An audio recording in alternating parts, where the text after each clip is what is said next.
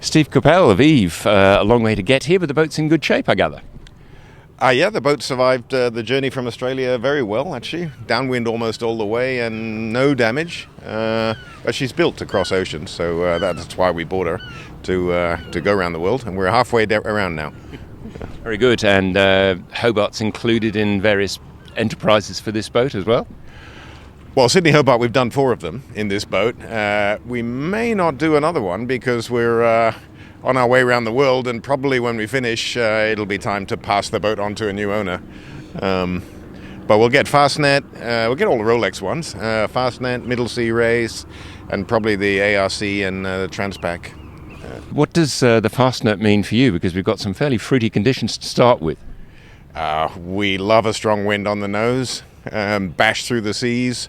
We just slice apart the ocean and everyone else gets beaten up. So we really enjoy a good 30-knot blow on the nose. Every time that's happened to us in Hobart, we've come through it almost leading the fleet. But then we hit a calm and everything, our advantage disappears. But this race looks promising because it's on the nose all the way to the rock, and then sufficient wind to fly our big symmetric kite and go all the way back to France, but not so strong that the little surfing boats will shoot past us. So we're hopeful, actually. We might find that this Fastnet is just right for Eve. And what's sufficient wind for that kind for you? Well, we can.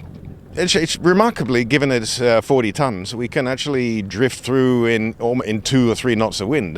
So we're looking at, I think, 10 or 15 for most of the trip back from the rock to France, and so that's enough to get us going at hull speed, but not enough for the light boats to be surfing and going at 20 odd knots past us. So perfect.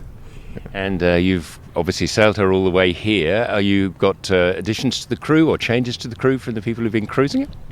I'm lucky enough to have a fantastic skipper who's permanently on board, and I sailed probably half the miles between here and between Sydney and here. The bit from Sydney to Bali, and then Seychelles to Djibouti, past the Pirate Coast, and then around the Med to here.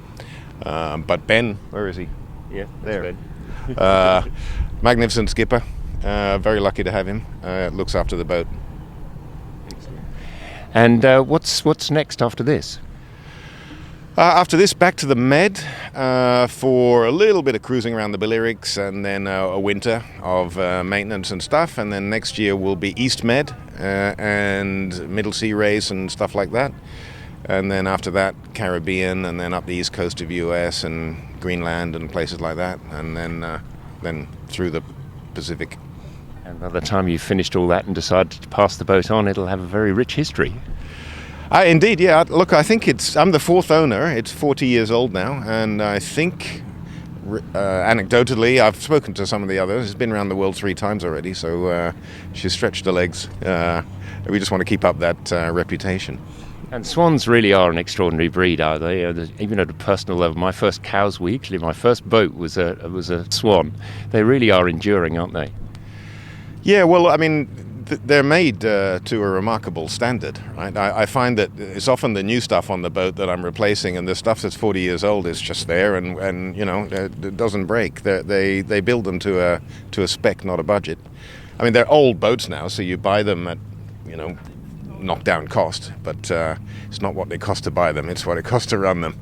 That's what hurts. I'm lucky enough now to have a co-owner who may also be floating around somewhere, Fraser, to share the costs, because they're monumental to run these boats. Am I right in saying that when you purchased it, it wasn't entirely planned? No, that's right.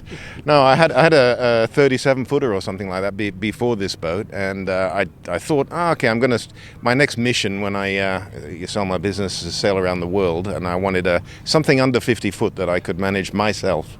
And the broker said, oh, look, there's this boat in town. It's just sailed in from Italy, in Sydney, and you have to have a look. It's 65 foot. And I said, oh, that's too big. And then he said, it's an S&S Swan 65. And all my childhood memories of Whitbread and, Pink Floyd owning boats and stuff flooded back. So I thought, I'm going to go and have a look. But I'm not going to buy it. Of course, I went with a friend. We had a look. We went to the pub. I drank 4 beers and then made an offer. And so here I am with a boat that's really too big for me. But that's why I've got a great crew. Yeah. Well, fantastic, and all the best for the race, and we look forward to seeing how you go. Thank you very much. Yeah, it's going to be a fun one.